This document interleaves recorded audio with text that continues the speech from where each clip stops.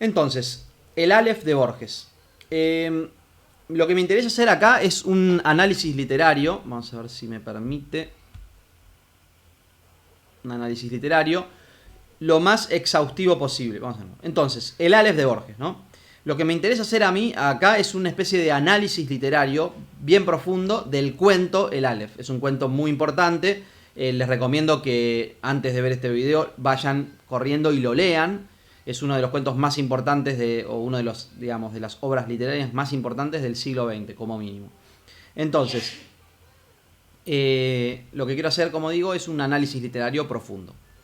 En primer lugar, podría decir que el Aleph se compone de dos tramas. Es una especie de encabalgamiento de dos tramas. Una supuesta trama principal y una secundaria, aunque en realidad la secundaria es quizás la más importante.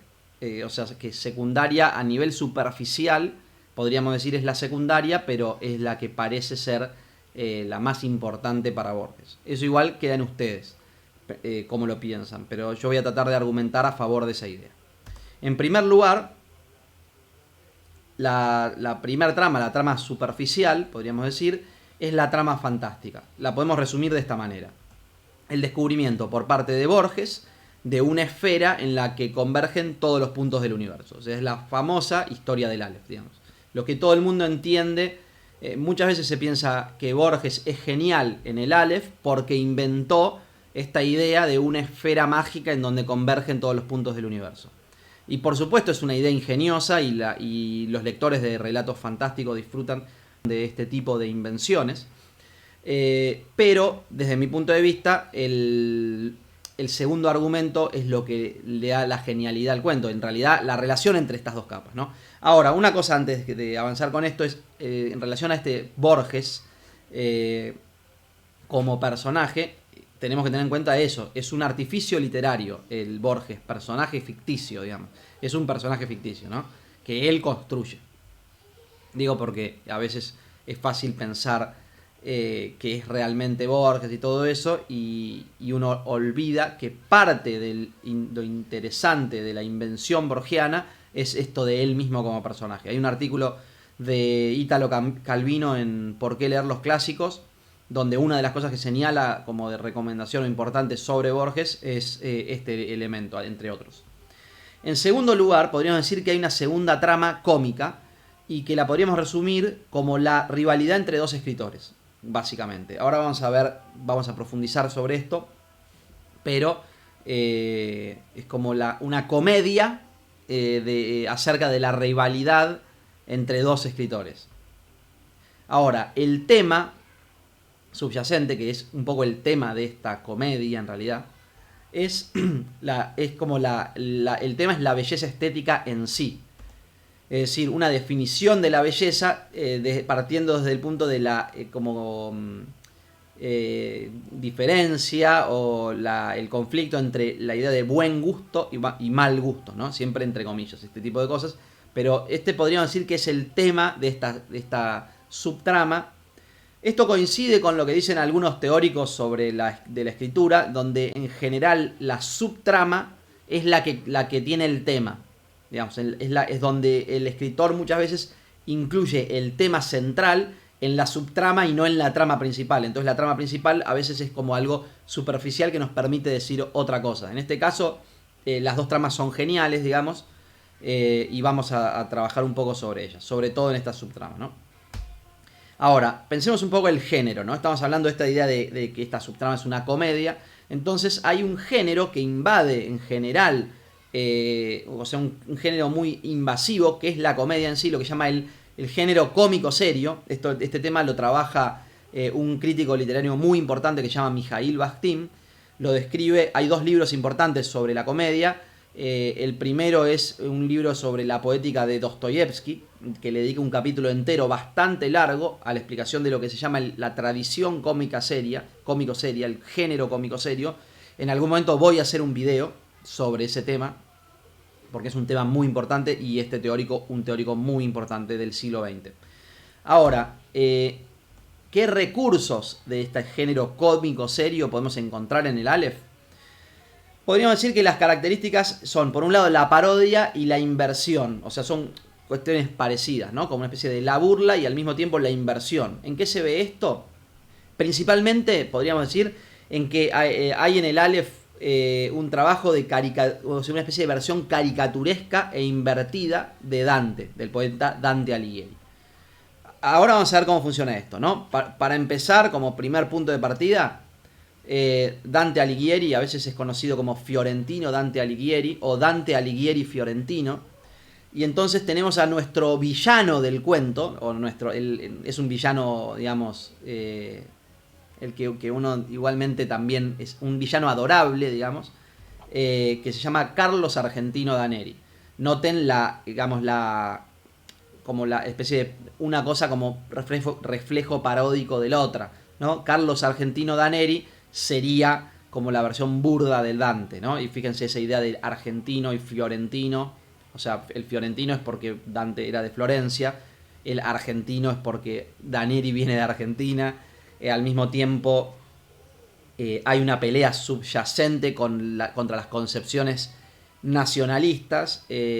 Muchas de estas ideas que están en juego en el cuento en realidad también aparecen y hay como un sustrato, la parte seria del cómico serio es lo que Borges trabaja en varios de sus ensayos. En este caso la idea de la cuestión del nacionalismo y el buen gusto, y la relación del buen gusto, mal gusto en relación al nacionalismo, él la trabaja en el famoso ensayo el escritor argentino y la tradición, ¿no? Entonces esto también tiene elementos, hay elementos de todos sus ensayos, donde en sus ensayos él define su posición estética. En este cuento pasa lo mismo, pero lo hace como en esta farsa, en una especie de farsa, una comedia en donde le permite como ciertas libertades que por ahí en los ensayos no tiene, ¿no? Entonces, vamos a hablar un poco al principio en esta idea del mal gusto como imitación o simulacro, ¿no? Sería una de las primeras tesis para mí del cuento, la idea del mal gusto como imitación, ¿no? O como simulacro. En primer lugar, esta imitación burda de Dante, ¿no? Daneri como imitación burda de Dante, pero pensemos un poco cómo piensa Dante la belleza para poder entender por qué podríamos considerar que en el cuento se trabaja una versión como invertida y caricaturesca de esto, ¿no? Por un lado, Dante, esto muy sintético para no colgarme una hora hablando de Dante, podríamos resumir, digamos, los grandes problemas que trabaja Dante, o el enfoque dantesco sobre la visión poética de Dante, como por dos polos, ¿no? Por un lado, la idea de belleza como imitación de la naturaleza, ese problema donde quizás Dante, se podría decir, viene de una tradición aristotélica, es decir, algo que está más vinculado al realismo, donde lo que está en la vereda opuesta es como una versión artificial de la poesía, aunque en realidad es mucho más complejo que esto, porque Dante viene de una tradición trovadoresca, pero se opone a algunas cosas. Pero lo que nos va a ayudar a entender mejor esta idea de postura de Dante un poco aristotélica y un poco realista, es este segundo polo, que sería en la que él hace una valoración de la lengua vernácula. Y esto es interesante porque en realidad lo que Dante está diciendo es poniendo su lengua normal, natural, la que él usa para manejarse en la vida diaria, al mismo nivel que el latín, donde antes había una postura que un tanto snob, diríamos hoy en día, de poner al latín como la lengua culta y de pensar que solo en latín se puede elaborar como textos bellos, y que la lengua vernácula tiene esa idea como vulgar, etc. Entonces, en esta valoración de la lengua vernácula también se juegan estos ideales, es decir, no, como hay que expresar cuestiones de belleza en términos que estén ligados a la vida de uno y a lo que uno realmente percibe y vive como natural, y no según fórmulas artificiales de tradiciones que ya están muertas, y en eso está toda la cultura por ahí latina, digamos. Obviamente sin desvalorizar la cultura latina, él es claramente un admirador de Virgilio, poeta latino, o sea, él tiene todo el bagaje clásico, pero también una valoración de las cosas nuevas, donde los medievales muchas veces ponen el foco en la época clásica, los clásicos en realidad estaban poniendo el foco en la naturaleza. Entonces, lo que dice Dante, y que esto lo vuelve quizás un precursor del Renacimiento, o ya un renacentista en sí, es esta nueva como mirada hacia la naturaleza y una huida de estas fórmulas preestablecidas. Veamos cómo funciona Daneri como especie de burda imitación de Dante. Daneri, como vamos a ver más adelante en el texto, tiene una visión de la belleza como una imitación de la literatura. Es decir, es claro, digamos, leyendo como el especie de catálogo de burlas que hace Dante, que hace Borges sobre la forma de expresarse de Daneri, que es claramente una imitación de la literatura, de una literatura que quizás imite buenos poetas, pero lo hacen tanto que fórmulas ya preestablecidas y no como un descubrimiento de la belleza por parte del poeta. No es un poeta que explora, es un poeta que imita y que trabaja como ya fórmulas muertas, ¿no? Como que no hay vitalidad, no hay búsqueda poética, sino solamente referencias, cosas snobs, etc. Por otro lado, una segunda parte que también está vinculado con este segundo polo de Dante, que es la valoración de la lengua vernácula, Daneri es caracterizado como alguien que usa un coloquialismo vulgar. Por un lado, quizás Daneri, si se expresara tal como habla, quizás podría conseguir cierta belleza, pero hay una disociación enorme entre las fórmulas literarias que él trata de utilizar y de las que él como está convencido de que son geniales, y la vulgaridad inherente del origen como de Daneri en sí, sobre lo que vamos a hablar un poco después. O sea, esto es la forma en que lo caracteriza Borges. O sea, Daneri es un personaje ficticio, por supuesto, lo caracteriza un poco malignamente, utilizando ciertos rasgos de vulgaridad que después vamos a ver cómo trabaja. Ahora, esta cuestión de la definición del buen gusto y mal gusto, esta idea de imitación burda de Daneri a Dante, me hace acordar mucho a la definición que hace Umberto Eco sobre el mal gusto. Eco escribe, hay un libro que se llama Apocalípticos e Integrados, en donde él, uno de los capítulos es la estructura del mal gusto, donde él habla del kitsch. Él hace una cita, le voy a leer la cita, dice: el intento primordial, está hablando, en realidad esto es una cita de un tal Walter Killy, o Walter Killy, Deutscher Kitsch, como del kitsch alemán. O sea, básicamente sobre el tema es el kitsch, que sería una especie de la fórmula de mal gusto, como que el nombre que usan los alemanes para lo que Eco define como mal gusto es kitsch. Hoy en día lo tenemos ya asimilado como una palabra universal casi. Y este kitsch analiza la obra de varios poetas, uno de los cuales son casi todos poetas como muy truchos, pero uno de los cuales es Rilke. Se ríe un poco Eco sobre eso. Y dice Killy: el intento primordial es crear una atmósfera lírica, y para conseguirlo los autores utilizan expresiones ya cargadas de forma poética, como la forma poética como algo preestablecido, ¿no? O elementos que posean en sí una capacidad de noción afectiva, el viento, la noche, el mar, etc., como una especie de clichés del romanticismo, digamos. A veces, sin embargo, los autores no se fían de la capacidad evocadora de las simples palabras y las aumentan. Acá ya casi directamente parece estar hablando de Daneri, ¿no? Así, al silencio en que susurra el mar, por si pudiera prestarse equívoco, se le añade el calificativo de encantado. De las manos del viento, por si fuera insuficiente, lo de suaves se dice que acarician. Y la casa sobre la que vagan las estrellas será de oro, ¿no? Obviamente estamos tratando de definir lo que es el kitsch, lo que es el mal gusto, ¿no? Otra cita de este mismo libro, Apocalípticos Integrados, ahora ya sí de Eco, ¿no?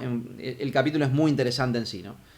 No intervienen solamente para caracterizarlo como kitsch los factores lingüísticos internos al mensaje, sino también la intención con la que el autor lo vende al público. Es decir, no la intención con la que el público lo recibe, Sí, es como que algo que ya el autor ya parece estar dando por sentado el efecto que está, digamos, que está entregando al público sin medir la forma en que el público lo va a recibir. Esto también me hace acordar mucho a Daneri, no sé si se entiende bien, pero es como Daneri muchas veces, él describe, ya lo vamos a ver puntualmente, describe la genialidad de lo que él mismo escribe, ¿no? Como si ya estuviera, ya él está usando una fórmula prefabricada que le asegura que el lector va a recibir eso, pero el lector de Daneri, que en este caso es el maligno Borges, como que no encuentra nada de lo que él dice, ¿no? Como que es más importante lo que Daneri dice sobre sí mismo que el efecto en sí de lo que Daneri escribe, que en realidad es casi un efecto humorístico. Es una parodia del mal gusto lo que escribe Daneri, no solamente el mal gusto, pero lamentablemente hay escritores que escriben un poco de esa manera. Otra cita de última cita sobre apocalípticos integrados y después seguimos. La industria de la cultura, destinada a una masa de consumidores genérica, en gran parte extraña a la complejidad de la vida cultural especializada, se ve obligada a vender efectos ya confeccionados, a prescribir con el producto las condiciones de utilización, con el mensaje las reacciones que éste debe provocar, ¿no? Es como decir que no hay riesgo, sino que se entrega algo donde ya dentro del mismo mensaje ya está prescripto lo que debes sentir. Ya todo el mundo debe saber el tipo de estremecimiento que debe sentir al escuchar sobre una fosca medianoche donde el poeta está en oscuras reflexiones, digamos. Bueno. Daneri, entonces.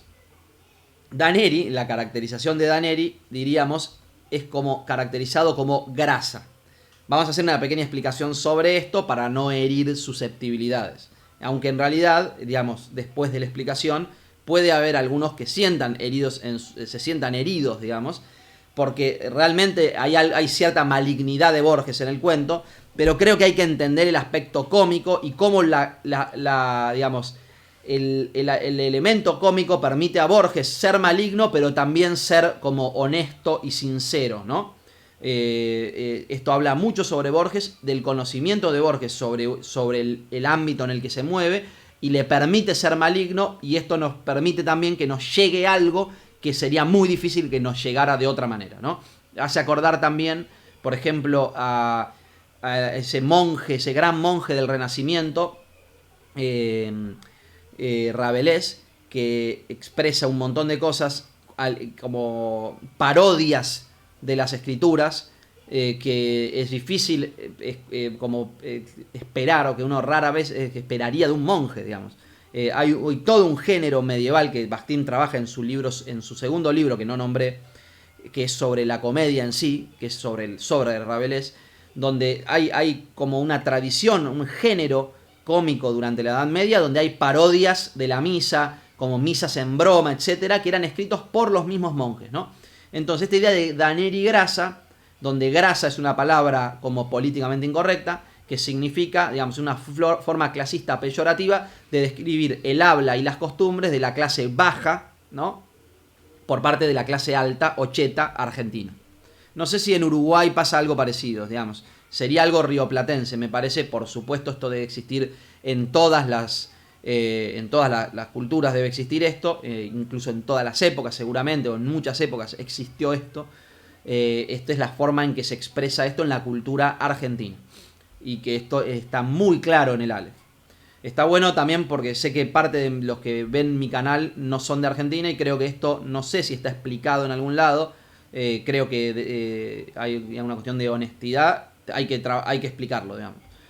Ahora, ¿cómo funciona esta idea de grasa? Habría, entre otras cosas, hay una lista negra de palabras o expresiones que son grasas o grasa, ¿no? Por ejemplo, el color rojo, no se dice color rojo, se dice colorado. No se dice tomar la leche. Obviamente hay que aclarar que esto no significa que esto esté bien, digamos. Esto es lo que está implícito en la sociedad de la que está describiendo Borges con cierta malignidad, ¿no? La palabra rojo como colorado es como que la clase alta se burla del que dice rojo. Tomar la leche Por ejemplo, una de las fórmulas correctas sería tomar el té. De ahí hay como también una cosa con el inglés, etc. Una idealización de los ingleses. Por otro lado, nene, por ejemplo, decir nene es algo también que lo ven como una palabra tabú. O sea, hay ciertas palabras que consideran tabúes. ¿Cómo a quién me refiero? Lo que estoy diciendo es que Daneri es caracterizado... ¿De quién estás hablando mal? ¿De Borges? Claro, no de Borges, de la sociedad que está describiendo Borges, a la que él pertenece. No, es que ese es el error. No había ninguna sociedad, es la misma. Todo es lo mismo. Bueno, de todas maneras hay una pelea por el mal gusto donde Borges tiene cierta malignidad, digamos. Entonces... Bueno, vamos a ver qué opinan mi audiencia, digamos. Ahora, por otro lado, otro aspecto que también está como sugerido en esta relación como conflictiva con Daneri, en esta especie de villano que es Daneri, es la relación conflictiva de la aristocracia argentina con los italianos, en la cual un poco se burla Borges por cómo pronuncia la S y por ejemplo, básicamente rasgos de habla y costumbres de Daneri, uno de los cuales es la expresión tomar la leche. Ahora, otro aspecto que tenemos que tomar en cuenta con esta idea de parodia de la figura de Dante, etc., es la figura de Beatriz. El personaje de Beatriz es el otro aspecto de la parodia, de esta parodia dantesca. Beatriz como modelo de belleza ideal, obviamente estamos hablando como de el paralelismo con Beatrice Portinari, que es el gran amor ideal de Dante, que está tan presente en su obra, ¿no?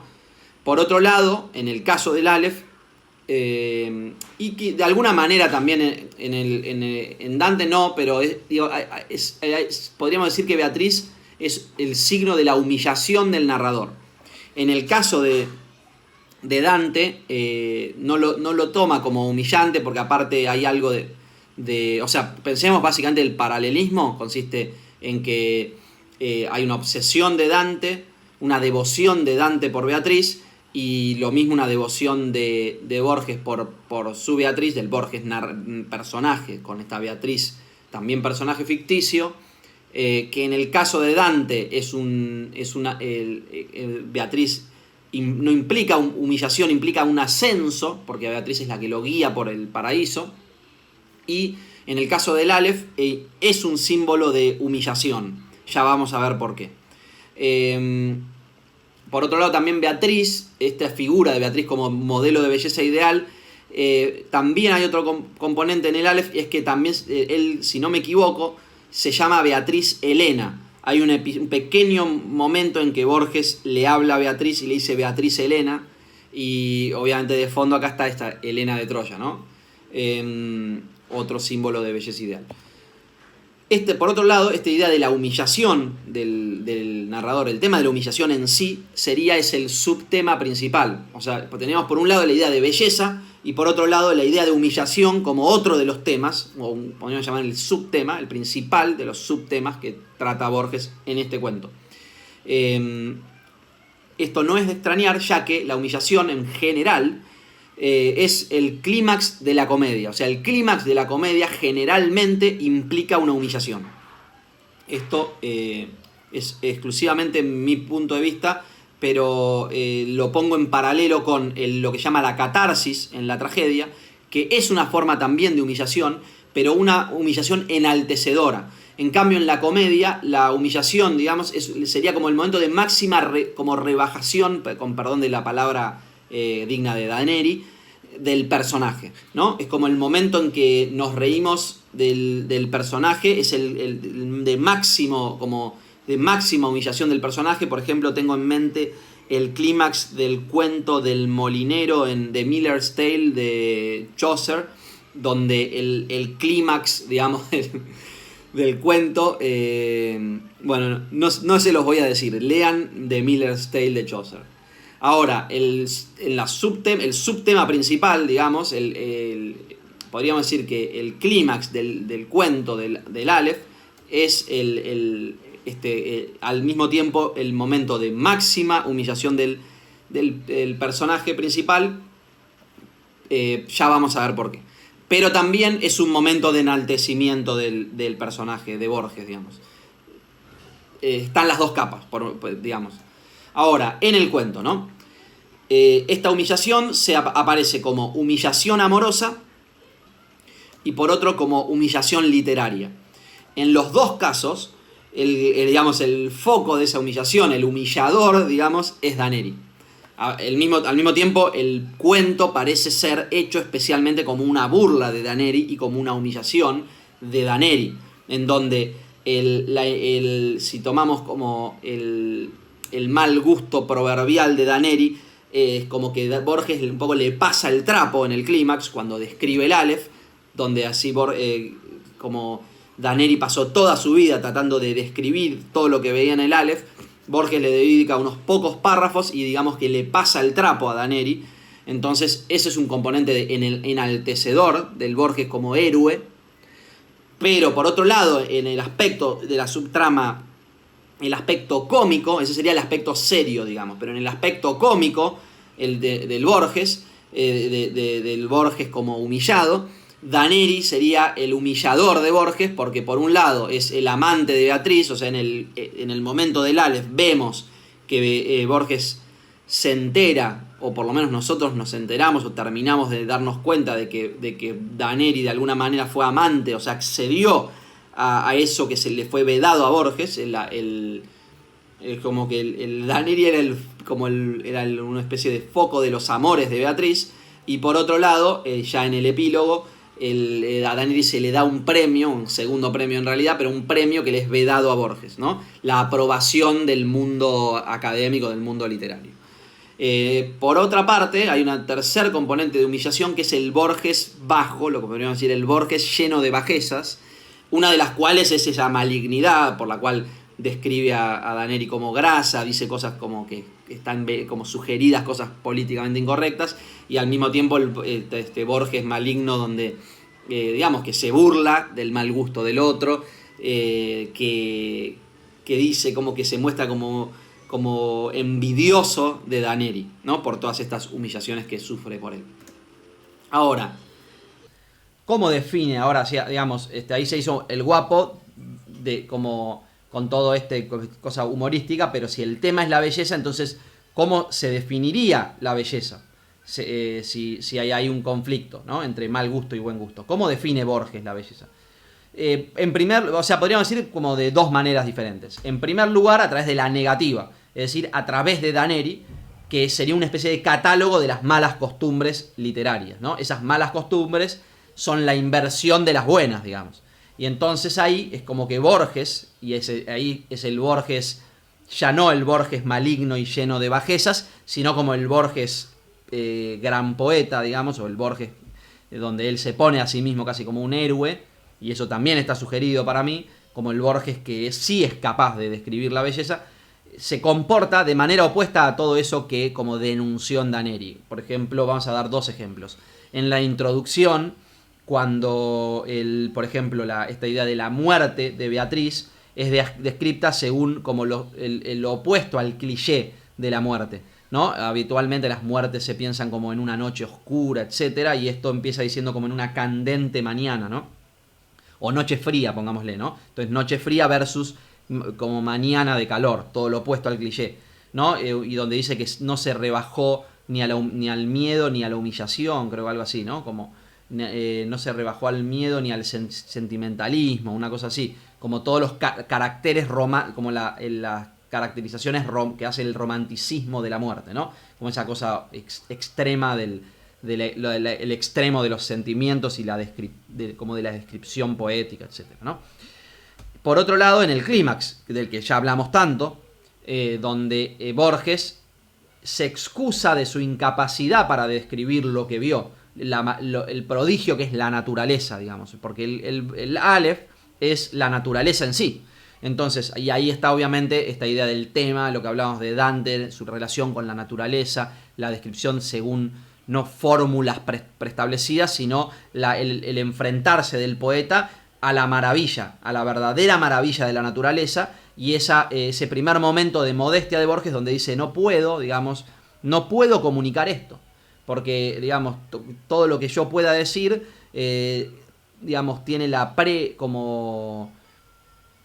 presuposición de que los signos que estoy usando para describir lo que vi, ustedes ya lo comparten. Entonces, como esa experiencia que yo viví de la naturaleza, como con la completud de la naturaleza, ese rapto místico que tiene al encontrarse frente a esta maravilla de la naturaleza, él no la puede compartir. Entonces, lo único que puede decir es la incapacidad.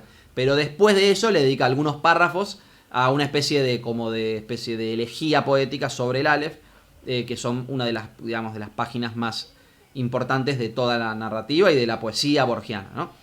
Ahí es donde él creo que define un poco su postura y sus gustos literarios, ¿no? Le hacen un montón de cosas que ya ustedes probablemente conozcan, ¿no? Entonces vamos a entrar ahí puntualmente ahora a una lectura exhaustiva del cuento, que teniendo todo esto en mente. Pero lo vamos a hacer en un próximo video, pues esto ya quedó muy largo. En ese próximo video va a ser más corto, creo. Vamos a hacer una lectura como bien puntual, teniendo en cuenta todas estas cosas que ya hablamos.